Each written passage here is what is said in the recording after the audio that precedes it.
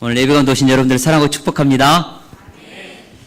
목회자로 사람을 섬기면서 늘 고민하는 것은 과연 사람들은 변화될 수 있을까? 바로 이것이었습니다. 변화, 이게 문제입니다. 성령님이 그 속에 오셔서 예수님을 영접했다고 하는데 그의 삶에 변화가 일어나지 않습니다. 문제가 무엇일까? 곰곰이 생각해 봅니다. 귀신이 들려도 사람이 달라지는데 사탄보다 더 강하고 악령의 권세를 그 발로 짓밟으신 예수님의 영이 그 사람 안에 들어갔는데 어떻게 변화가 일어나지 않는가? 여러분, 어떻게 변화가 일어나지 않겠습니까? 예수님께서 말씀하셨습니다. 우리 같이 한번 읽어볼까요? 시작. 그들의 열매로 그들을 알지니 가시나무에서 포도를 또 엉겅퀴에서 무화과를 따겠느냐. 이와 같이 좋은 나무마다 아름다운 열매를 맺고 못된 나무가 나쁜 열매를 맺나니 좋은 나무가 나쁜 열매를 맺을 수 없고 못된 나무가 아름다운 열매를 맺을 수 없느니라. 아멘. 왜 변화되지 않을까? 좋은 나무가 아니기 때문입니다. 그 속에 생명이 없고 진리가 없고 예수님의 그 성령이 그 속에 없기 때문에, 예수님이 그 삶의 왕자의 자리에 있지 않기 때문에 변화되지 않는 것입니다. 정말 그 속에 진리가 있다면, 성령님이 내주하신다면, 예수님이 그 사람의 내면 속에서 그 사람을 통치하고 있다면 변화가 일어날 것입니다. 성령의 열매를 맺을 것입니다.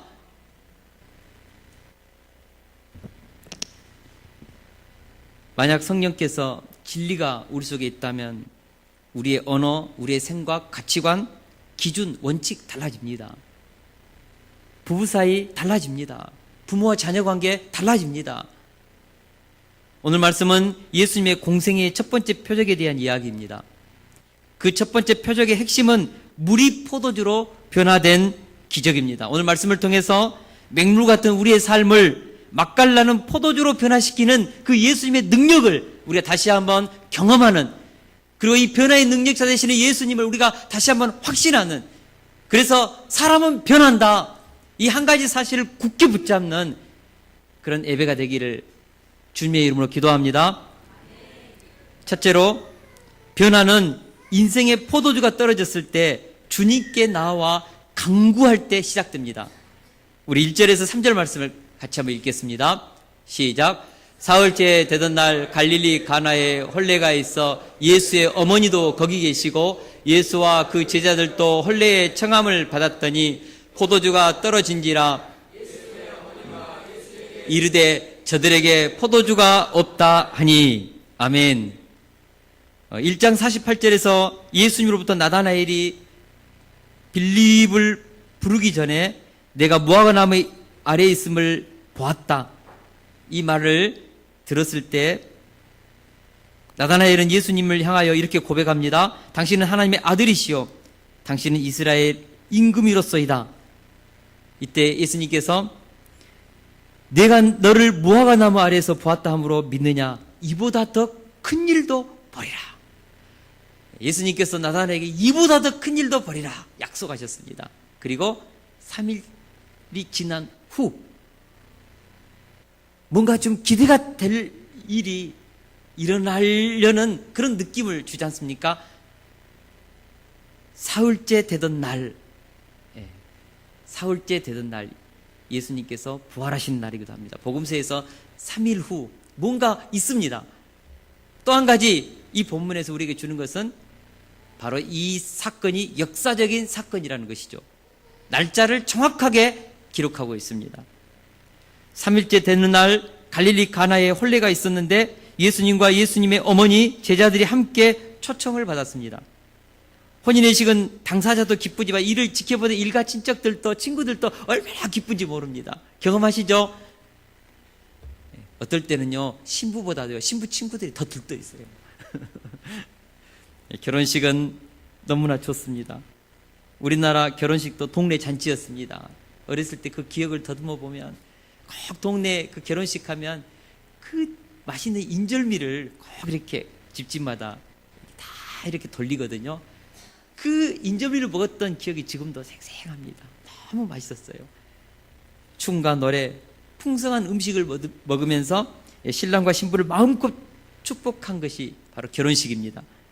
오늘 본문의 결혼식도 그랬을 것입니다. 그런데 한참 잔치가 벌어지고 있는데 갑자기 긴급 사태가 일어났습니다. 포도주가 떨어졌습니다. 포도주가 떨어졌다. 오늘날과 같이 하루 결혼식에는 뭐 좀 음식 떨어져도 또 금방금방 또 공급해 올 수 있는 루트가 너무나 많지 않습니까? 그러나 옛날에는요, 과거에는 일주일 동안 결혼식이 진행되었습니다. 포도주는 결혼식을 가장 흥겹게 하는 잔치의 백미입니다. 이 포도주가 떨어졌습니다. 큰일 났습니다. 이 결혼식 지금 한참 이렇게 흥에 겨우는데 가라앉히고 사람들이 포도주를 그렇게 준비하지 못했다고 원망불평 들을 수 있지요. 주변에 롯데마트나 애니마트나 편의점이 있는 것도 아니고 정말 막막했을 것입니다. 우리도 인생을 살아가다 보면 종종 이런 상황을 만날 때가 있습니다. 나름대로 한 번밖에 없는 나의 인생을 아름답고 멋지게 여유있게 잔치와 같은 삶을 만들기 위해서 오랫동안 준비합니다. 방송에 들어보니까 북한에는요, 거의 이 결혼식을 위해서 거의 딸이 태어나면 거의 10여 년을 준비한다고 그래요. 살림을 하나하나씩 모으고. 우리도 인생의 이 잔치를 맛보기 위해서 오랫동안 우리의 삶을 준비합니다. 부동산에도 투자하고 보험도 들고 연금도 넣습니다. 자격증도 따고 인맥도 만들어 놓습니다. 체력도 단련합니다. 갖가지 특기와 재능도 연마해 둡니다. 이만하면 됐겠지. 이 점수면은 충분히 합격하겠지. 이 정도 노력했으면 나의 미래는 보장됐겠지. 이렇게 예상을 하지요. 그러나 예기치 않는 돌발 상황이 꼭 우리 인생 가운데는 벌어집니다. 갑자기 돈이 부족합니다. 갑자기 건강에 이상이 생기기도 합니다. 생각지도 못했던 자녀 문제가 터집니다. 내 인생의 미래에 전혀 예상하지 못했던 돌발 상황이 생겨요.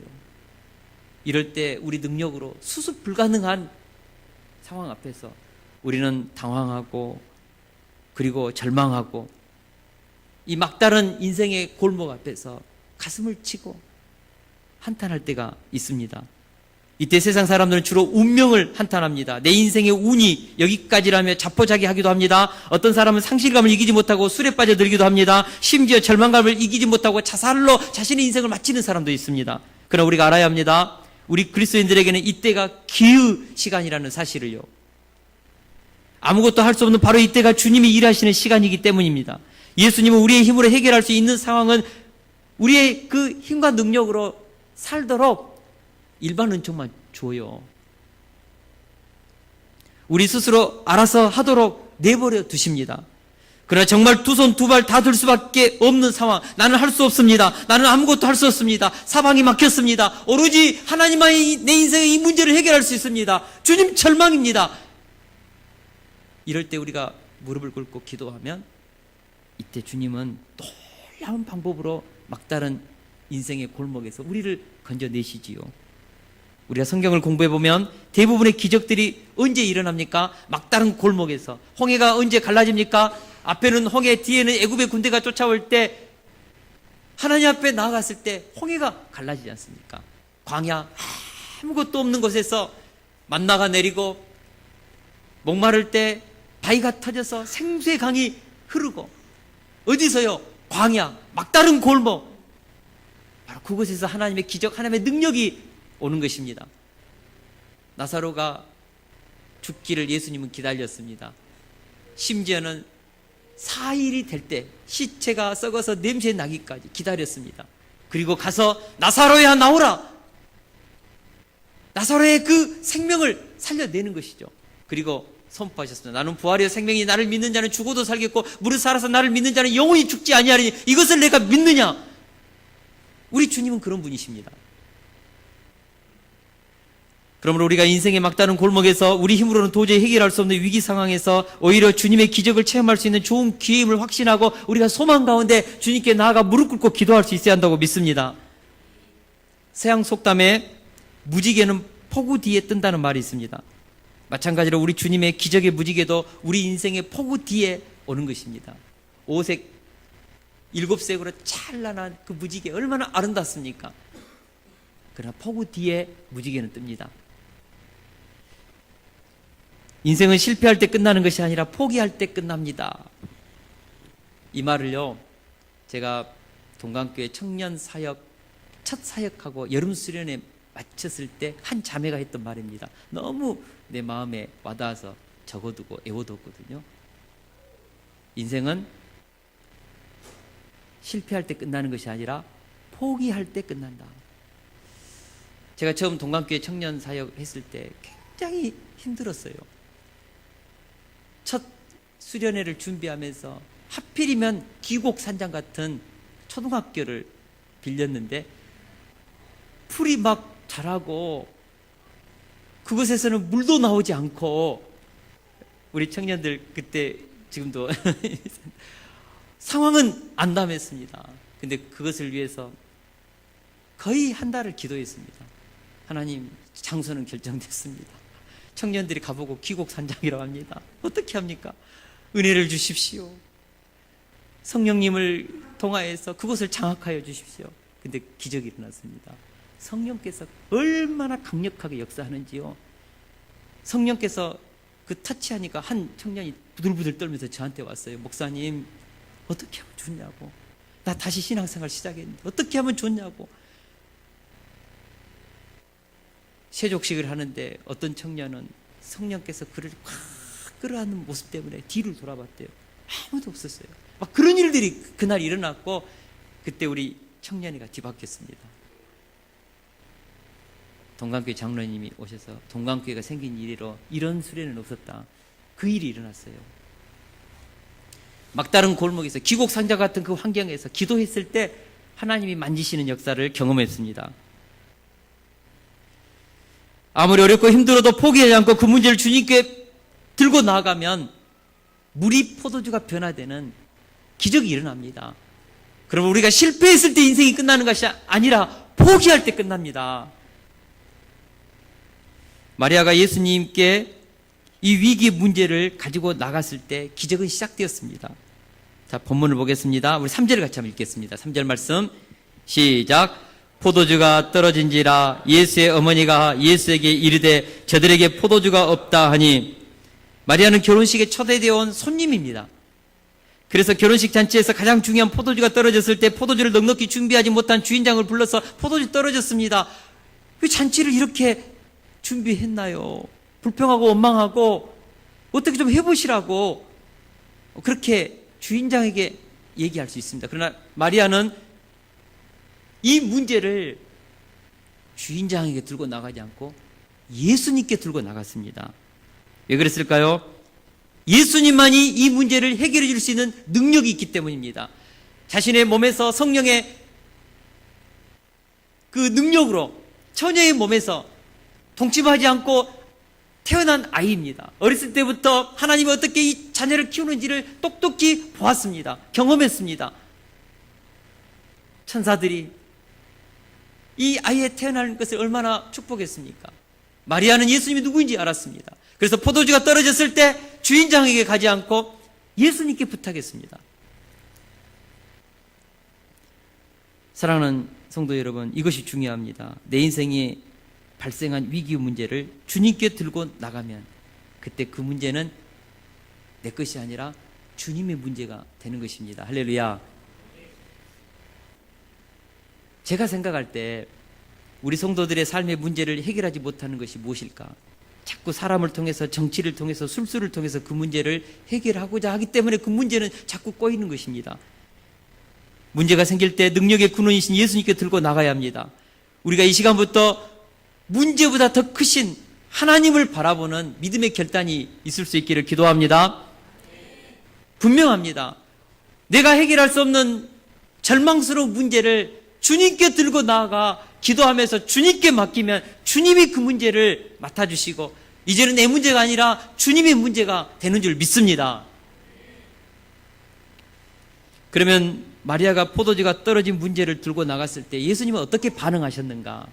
자, 이게 문제죠. 우리 4절에서 5절을 같이 한번 읽겠습니다. 4절에서 5절 말씀 시작.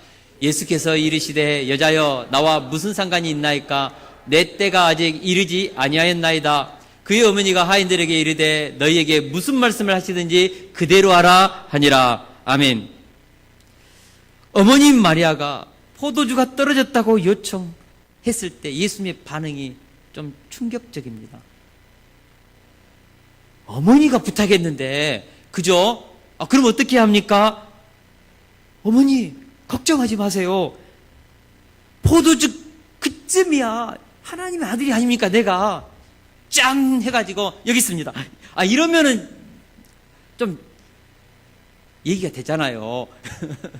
근데 오늘 본문에 보니까 예수님께서 뭐라고 합니까? 여자여 나와 무슨 상관이 있나이까 내 때가 아직 이르지 아니하였나이다. 불의 자식같이 엄마한테 서운하게 여기에 깊은 의미가 숨어 있습니다. 마리아는 이것을 캐치해냈습니다.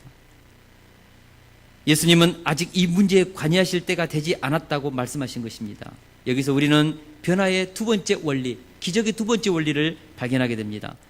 변화는 하나님의 때를 기다리면서 순종으로 환경을 준비할 때 일어난다는 사실입니다.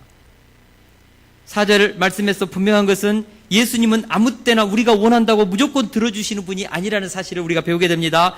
예수님은 하나님의 때를 따라서 일하십니다.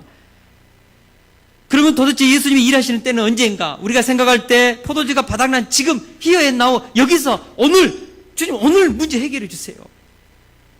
이번 주까지 주님 해결해 주세요. 우리 주님께서 우리 인생의 문제를 좀 우리 때에 만져주시기를, 우리 때에 해결해 주시기를, 내가 원하는 때 해결해 주시기를 원하는 그런 부르짖음 우리에게는 있습니다. 그러나 예수님은 내 때에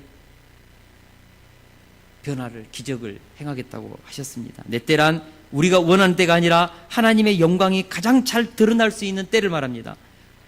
그리고 그때는 아무도 할 수 없습니다. 그때는 오직 주님의 주권에 해당되기 때문입니다. 그러므로 우리는 주님의 때가 이르기까지 인내하면서 기다려야 합니다. 언제까지요? 하나님의 때가 이를 때까지 하나님의 영광을 선포하고자 하나님이 주권을 동원할 때 그때까지 기다려야 합니다.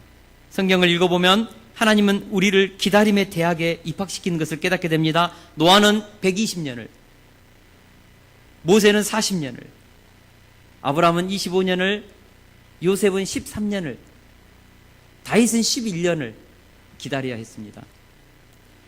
심지어는 예수님도 하나님의 아들로 이 땅에 성육신을 하셨지만 30세가 되기까지를 기다리셨다가 우리 하나님께서 허락하실 때 세상의 공생애를 시작하셨습니다. 때가 있습니다.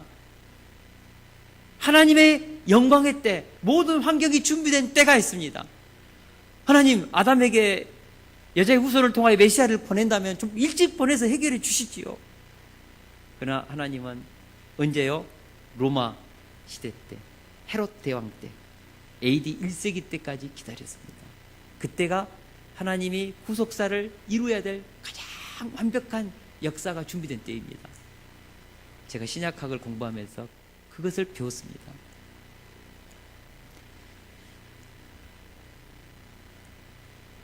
우리가 하나님으로부터 기다림의 시간을 부여받았을 때 우리는 기다려야 합니다. 그리고 그 기다림을 통하여서 하나님을 진실하게 의뢰하는 법을 배워야 합니다. 또한 기다림을 통해서 믿음의 근육을 강화시켜야 합니다. 여러분, 기다림은 거절이 아닙니다. 기다림이 하나님의 거절이 아니다. 우리가 이 사실을 깊이 있게 알아야 합니다. 그러므로 우리 그리스도인들은 기다림의 시간에 죄를 짓거나 헛되이 보내서는 안 됩니다. 기다림의 시간 동안 기도하면서 철저하게 준비해야 합니다. 신실하신 하나님을 믿고 기회가 올 때 기적을 받을 역량을 키워야 합니다. 무엇보다 기다림의 시간 동안 하나님의 손에 다루심을 받아야 합니다. 회개할 것은 회개하고 돌이킬 것은 돌이키고 끊을 것은 끊고 하나님이 나를 통하여 일하실 믿음의 그릇, 영성, 이것을 우리가 기다림의 시간 동안 인내하면서 준비해야 합니다. 이것이 준비되지 않으면 기다림의 시간은 계속해서 길어집니다.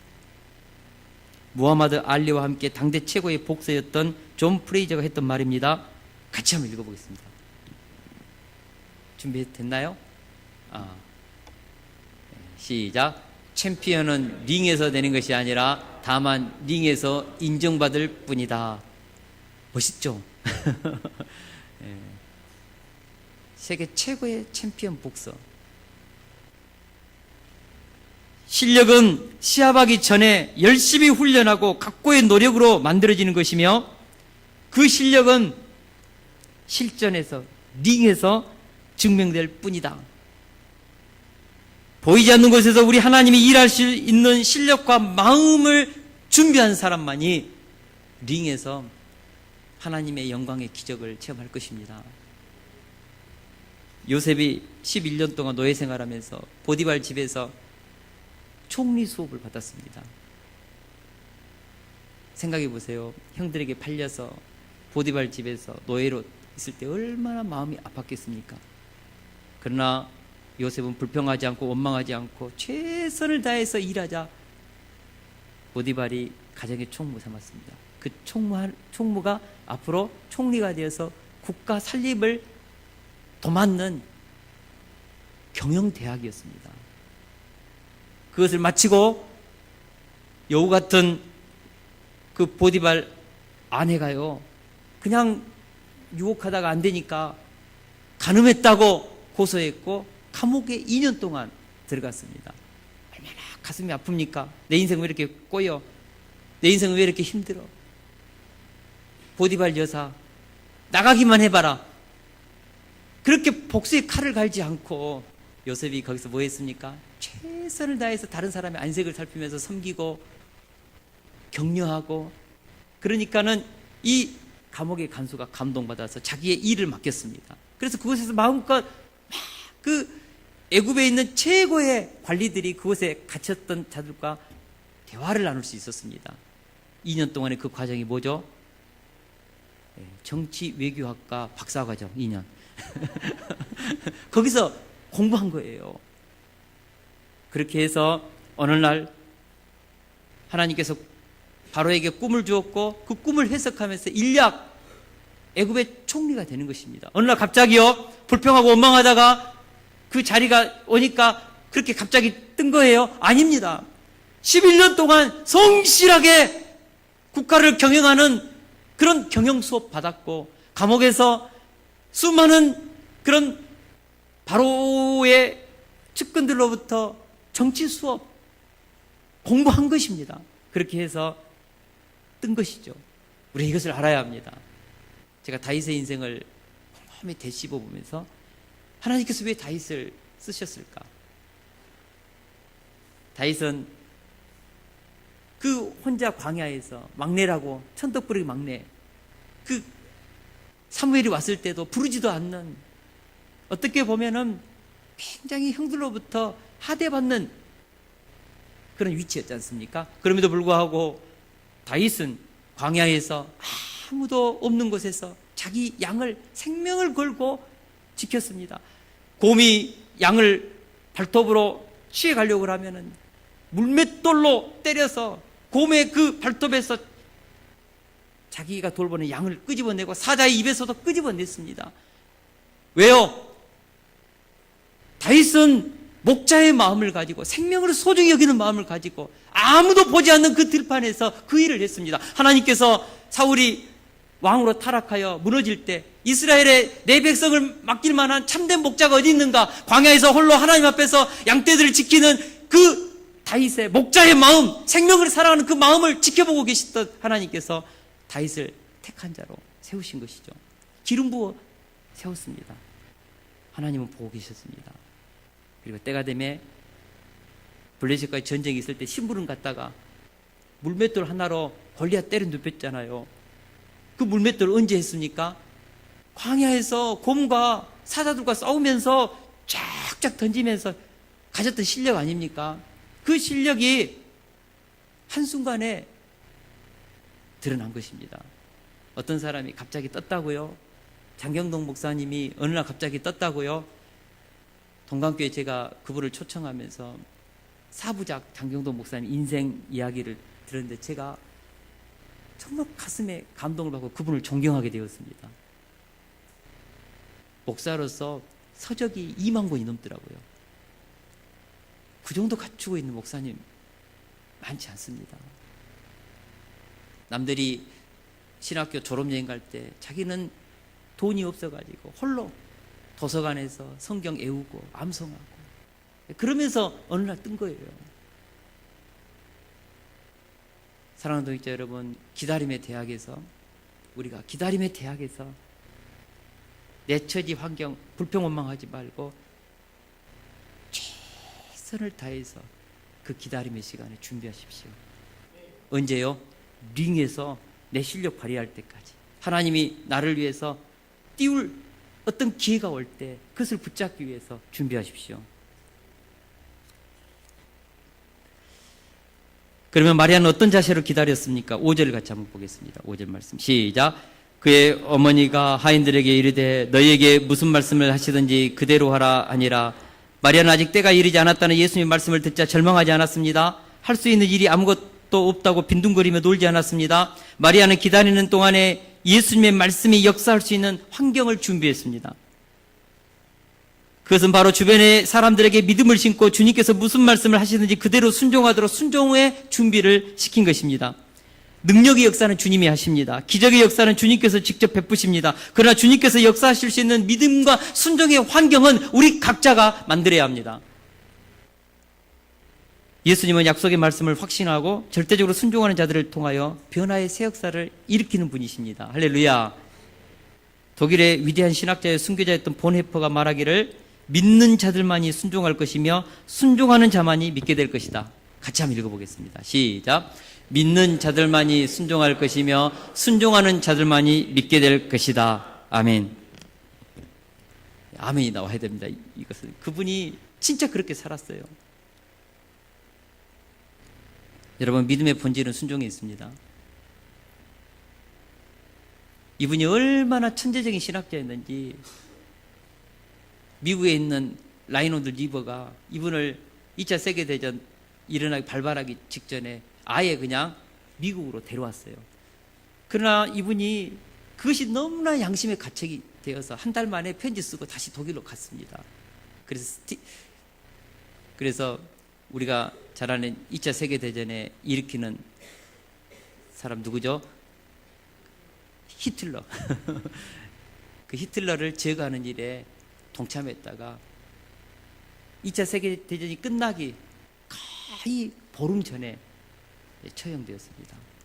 그는 정말 자신의 가슴이 움직이는 대로 살았던 시대의 양심이었죠. 이분이 했던 말입니다. 믿는 자들만이 순종할 것이고 순종하는 자들만이 믿게 될 것이다. 노래는 불려지기 전에 노래가 아니며 사랑은 느껴지기 전까지 사랑이 아니라고 했습니다. 동일하게 믿음은 순종하기 전까지 믿음이 아닙니다. 나 예수님 믿어요. 나 성경 잘 알고 있어요. 이분 하나님 잘 믿는 것 같은데 결론은 순종이 없어요. 여러분, 믿음이 없는 것입니다. 믿음은 순종까지 가야 합니다.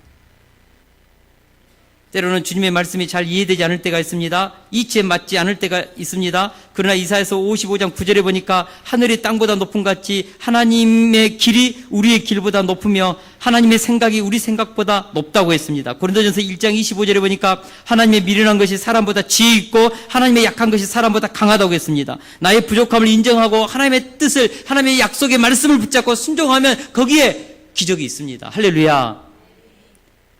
마리아가 하인들이 무조건 예수님의 말씀에 순종하도록 준비시키면서 하나님의 영광을 드러낼 준비를 했을 때 마침내 예수님께서 명령하셨습니다. 우리 7절 8절을 같이 한번 보겠습니다. 7절 8절 시작. 예수께서 그들에게 이르시되 항아리에 물을 채우라 하신즉 아기까지 채우니 이제는 떠서 연회장에게 갖다 주라 하심에 갖다 주었더니, 예수님은 정결의식에 쓰는 6개의 돌 항아리에 물을 채우라고 했습니다. 포도주가 떨어졌는데 정결의식에 쓰는 돌 항아리에 물을 부으라니요. 바빠 죽겠는데 얼마나 종들이 하인들이 바쁩니까? 특별히 오늘 본문에 보니까 헬라어 이 하인이라는 말은 헬라어로 디아코노이스입니다. 노예라는 말은 둘로스입니다. 다시 말하면 지금 이 잔치집에서 일하고 있는 하인은 노예가 아니고 그 마을에 있는 이웃들이 자원봉사했던 사람들로 해석하는 것이 옳습니다. 왜냐 그러면 디아코노이스라는 단어를 썼기 때문입니다. 헬라어로. 그래서 예수님이 시키는 말씀에 대해서 불순종할 수 있었습니다. 그러나 그들이 오늘 본문에 보니까 물을 어디까지 채웠다겠습니까? 아구까지 채웠다겠습니다. 100% 순종했다는 뜻입니다. 왜 이들이 순종했을까요? 마리아가 이전에 뭐라고 했습니까? 예수님이 말씀하시면 따지지 말고 묻지 말고 그냥 순종해라. 교육을 시켰습니다. 틀림없이 일이 일어날 것이다. 기적이 일어날 것이다. 준비시켰습니다. 누가요? 마리아가 다 준비시켰습니다.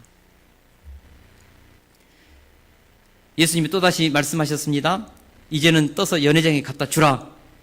포도주를 떠서 갖다 주라는 것이 아니라 돌 항아리에 든 그 정결의식에 쓰는 그 하찮은 물을 최고의 어른이신 연회장에 갖다 주라.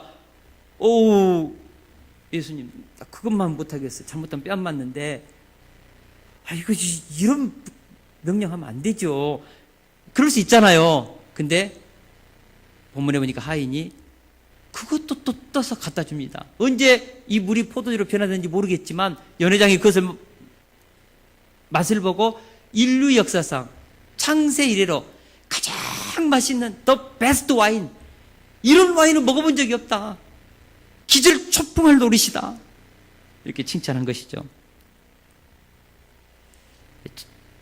물이 포도주로 변화된 예수님의 첫 번째 표적은 하나님의 때를 따라 기다리면서 믿음의 환경을 준비한 마리아의 헌신과 그리고 이 예수님의 말씀에 100% 순종한 하인들의 순종을 통하여서 일어났음을 우리가 배우게 됩니다. 토마스 왓슨이 했던 말입니다. 우리 같이 한번 읽어볼까요? 시작. 순종은 우리의 의무가 아니라 특권이다. 왜냐하면 주님은 우리에게 축복을 주시기 위해서 순종을 요구하시기 때문이다. 머리가 이해가 되지 않고 이치에 맞지 않다 할지라도 이것이 하나님의 말씀이기 때문에 내가 순종한다면 그 순종은 우리에게 축복을 주시기 위한 하나님의 놀라운 은혜가 그 속에 숨어 있다는 것입니다. 순종이 준비되면 기다림의 시간은 기적의 시간으로 바뀌는 것을 우리가 믿읍시다. 마지막으로 주님이 일으킨 변화는 맹물에서 최고의 포도주가 되었다는 사실을 기억합시다. 우리 9절에서 10절을 같이 한번 읽겠습니다. 시작. 연회장은 물로 된 포도주를 맛보고도 어디서 났는지 알지 못하되 물도온 하인들은 알더라. 연회장이 신랑을 불러 말하되 사람마다 먼저 좋은 포도주를 내고 취한 후에 낮은 것을 내거늘 그대는 지금까지 좋은 포도주를 두었다 하니라. 보통 세상 사람들은 처음에는 좀 값비싸고 맛깔나는 포도주를 내밀고 그리고 나서 좀 취하고 혀가 좀 꼬그라지고 좀 맛을 좀 이렇게 느낄 수 없을 때는 그냥 좀 하찮은 포도주를 공급하는 것이 세상의 정서고 세상의 질서다. 그런데 이 결혼식장은 이게 웬일이냐. 오히려 나중에 더 좋은 포도, 지금까지 맛볼 수 없는 최고의 더 베스트 와인을 내놓는데 이건 놀랍다. 신랑 아브라기라 와가지고 신랑을 붕 띄우면서 한번 박수 한번 쳐주자. 격려 박수 쳐주고 지지해주고 이 결혼식장 막 축복하면서 신랑도 그냥 자기도 뭣도 모르고 그냥 이렇게 막 올라가고 그랬어요. 이게 하나님의 역사입니다. 세상의 역사는요, 처음에는 빵빠레 터뜨리고 화려하게 출발하는데 최순실 사태로 거의 국정 운영이 불가능할 수준까지 떨어져 버린 우리 박근혜 대통령님을 보면서 너무 마음이 아파요. 많은 세상의 질서가 그렇습니다. 결혼식 할 때 온갖 사람들의 축복을 받으며 그냥 행복의 파라다이스를 만들 것 같은데 어느 날 들어보면 힘들다, 못 살겠다, 이혼한다, 어쩐다 저쩐다 이런 소리 들려올 때가 많지 않습니까? 극상품의 포도로 시작했다가 꾸정물로 끝을 마치는 인생들이 너무나 많지 않습니까? 그러나 하나님의 역사는, 하찮은 정결의식에 쓰는 그런 하찮은 물에서 끝이 극상품으로 되는 것입니다. 할렐루야. 제가 오늘 말씀을 묵상하면서 이게 하나님의 역사다. 그래, 맞아. 제가요, 예전에는 열등의식과 대학생 때는 골빈당을 만들어가지고 골빈 인생을 살았습니다. 제 인생 희망 없었습니다. 근데 예수님 만나가지고 천사도 분모하는 목양자 인생을 살면서 생명을 섬기고 말씀을 연구하면서 하늘의 양식을 공급하는 하나님의 종의 인생을 산다는 것이 얼마나 감사한지요.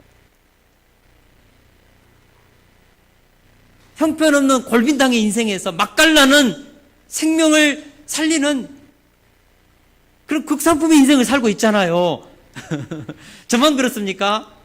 예수 그리스도를 만나는 사람 가운데 다 이런 놀라운 인생들이 우리 가운데 펼쳐지는 것이죠. D.L. 무디가 말하기를 성경은 정보를 위한 책이 아니라 변화를 위한 책이라고 했습니다.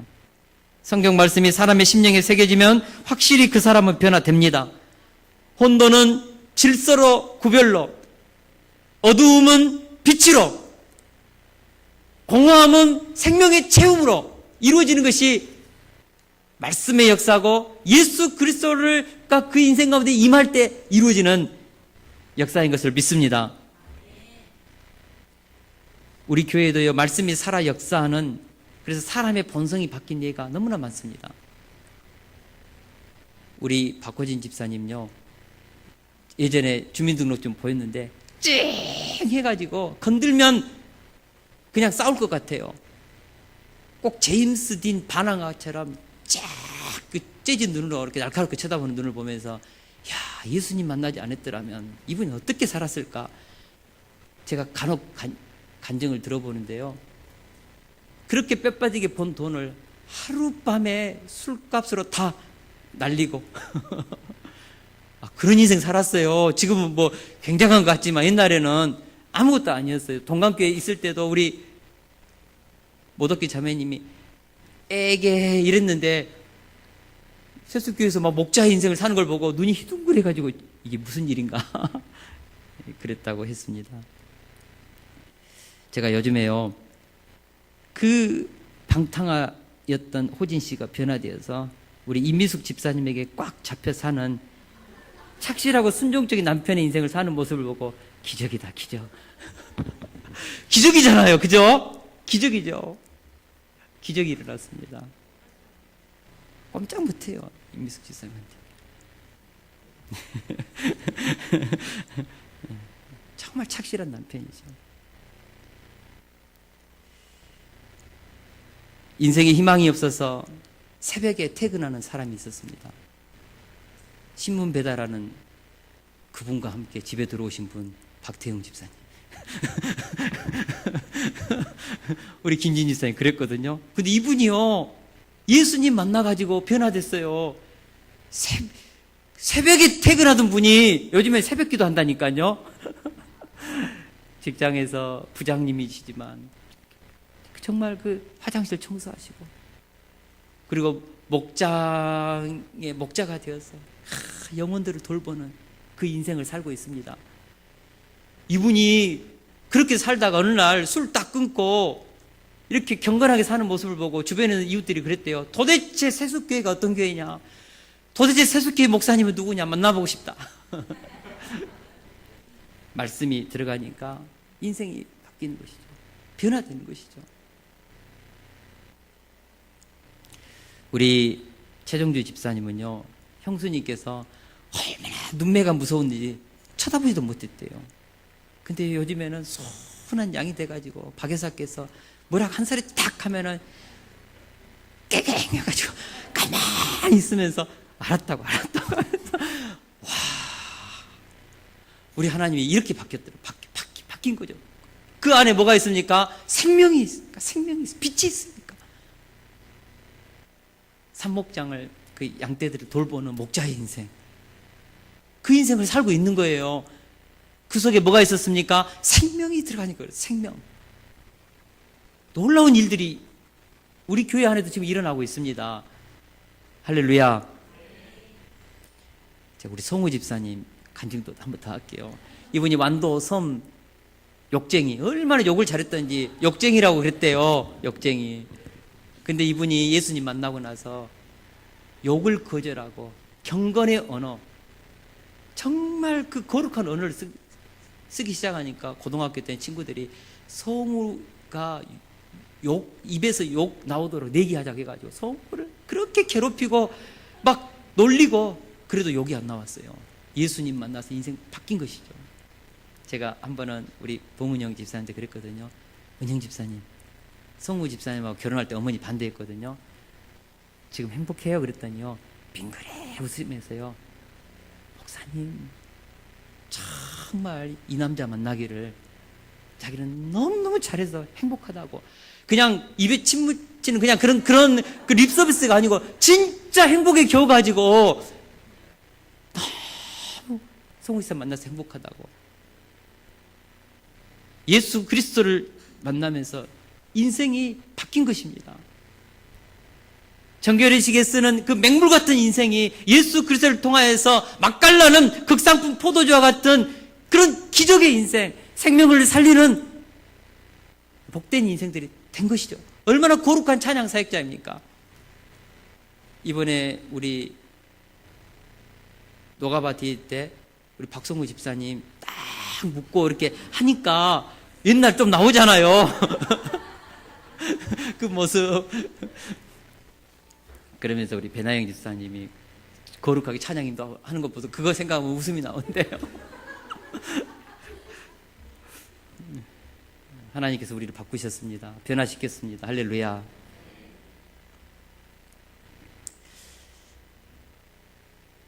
예수님을 만나면 진짜 바뀝니다. 그런즉 누구든지 그리스도 안에 있으면 새로운 피조물이라.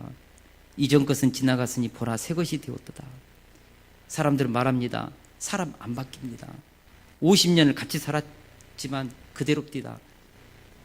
앞으로도 절대 안 바뀔 것입니다. 제가 그렇게 말하는 사람의 음성을 들었습니다. 안 바뀐다는 거예요. 3살 버릇 8까지 갑니다. 우리가 교육학에서 배웠던 것처럼 3살 정도 되면, 8살 정도 되면 이미 고차가 됩니다. 그래서 사람이 안 바뀔 것 같아요. 그러나 예수 그리스도의 복음이 들어가면 바뀝니다. 그렇게 속 섞인 우리 자녀 바뀝니다. 예수님을 인격적으로 만나면 바뀝니다. 그의 본성이 변화됩니다. 우리 자녀들 희망 끄지 마세요. 남편 안 바뀐다고 저 인간 절대로 안 바뀔 것이다. 그러나 예수님 만나면 바뀝니다. 바뀝니다. 정말 바뀝니다. 어떤 목사님이 성경 말씀 세미나에 있을 때 초청했어요. 자기 교회 성도들 아무리 예배를 드려도 안 바뀌는 것을 보고 사람 바뀌디요. 딱 그런 세미나, 거짓 세미나 안 다닌다고. 정도성 목사님이라고 그분이 그런 말을 했어요. 근데 그분이 하나님의 말씀, 목성연에서 말씀 배우면서 진짜 바뀌는 현장을 보면서 그분이 한번 저 앞에서 목회가 황홀하대요. 하나님의 말씀이 정말 파고 들어가니까 성도들이 바뀌는 것을 보고 목회가 황홀하다, 그 말을 하는 것을 들었습니다. 물의 성분과 포도주의 성분은 완전히 다릅니다. 화학 구조가 다릅니다. 물은 H2O입니다. 반면에 포도주는 C2H5OH입니다. 이건 화학적 구조가 달라서요, 21세기 최첨단 과학으로도 물을 포도주로 바꿀 수 없습니다. 이건 본질의 변화입니다.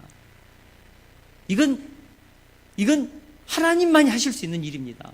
안 된다니까요. 아무리 화학적인 것 첨가해도 물이 포도주로 안 바뀝니다.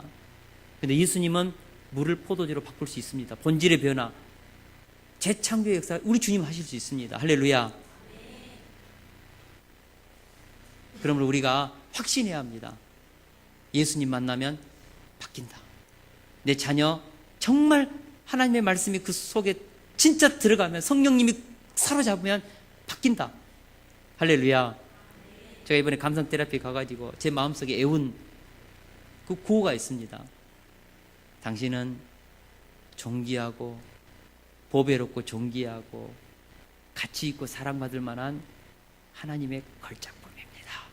제가 이것을 마음속에 깊이 있게 영접했습니다. 사랑하는 동역자 여러분, 우리 남편, 아내, 자녀들, 주변에 있는 사람들 희망이 없지 않습니까? 사람 얼마나 타락한 인간들의 그 내면에서 나오는 그런 악한 독들이 많아서 교제할 때 얼마나 아픕니까? 상처받습니까? 그러나 복음이 들어가면 바뀝니다. 존귀하고 보배롭고 가치 있고 사랑받을 만한 하나님의 걸작품들로 바뀝니다. 우리 이것을 믿읍시다. 이 믿음을 가지고 우리가 하나님 앞에 기도합시다. 포기하지 말고 끝까지 기도합시다. 변화의 능력자 되시는 우리 주님께서 맹무 같은 인생을 포도주로 바뀌어서 보배롭고 존귀하고 가치 있고 사랑받을 만한 하나님의 걸작품들로 빚어낼 것입니다. 재창조해낼 것입니다. 우리 자녀들을 그렇게 만들어낼 것입니다.